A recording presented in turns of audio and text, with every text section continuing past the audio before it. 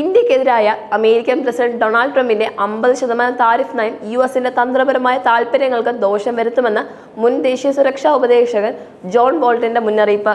ഇന്ത്യയെ റഷ്യയ്ക്കും ചൈനയ്ക്കും അടുപ്പിക്കുന്ന ഈ നടപടി ദശകങ്ങളായുള്ള അമേരിക്കൻ ശ്രമങ്ങൾക്ക് തിരിച്ചടിയാകുമോ എന്ന് അദ്ദേഹം വ്യക്തമാക്കി. 2025 ഓഗസ്റ്റ് 7 മുതൽ ട്രംപ് ഇന്ത്യക്കെതിരെ 25% താരിഫ് പ്രഖ്യാപിച്ചിരുന്നു. ഇത് പിന്നീട് 50% ഉയർത്തി. ഇന്ത്യയുടെ റഷ്യൻ എണ്ണ ഇറക്കുമതിയാണ് ഈ നടപടിക്ക് കാരണമായി വൈറ്റ് ഹൗസ് ഉയർത്തിക്കാട്ടുന്നത്. എന്നാൽ താരിഫ് റഷ്യയെ ദുർബലപ്പെടുത്തുന്നതിന് പകരം ഇന്ത്യയെ മോസ്കോയ്ക്കും ബീജിംഗിനും അടുപ്പിക്കുമെന്ന് ബോൾട്ടൺ CNN-നോട് പറഞ്ഞു.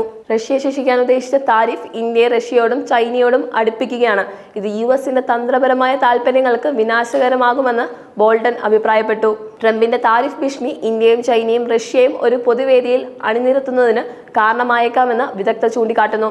റഷ്യ, ഇന്ത്യ, ചൈന ത്രികക്ഷി പശ്ചാത്തലം ഏകപക്ഷീയതയ്ക്കെതിരെ ഒരു ബഹുമുഖ ലോകാക്രമണം പ്രോത്സാഹിപ്പിക്കുന്നതിനുള്ള തന്ത്രപരമായ കൂട്ടായ്മയാണ്.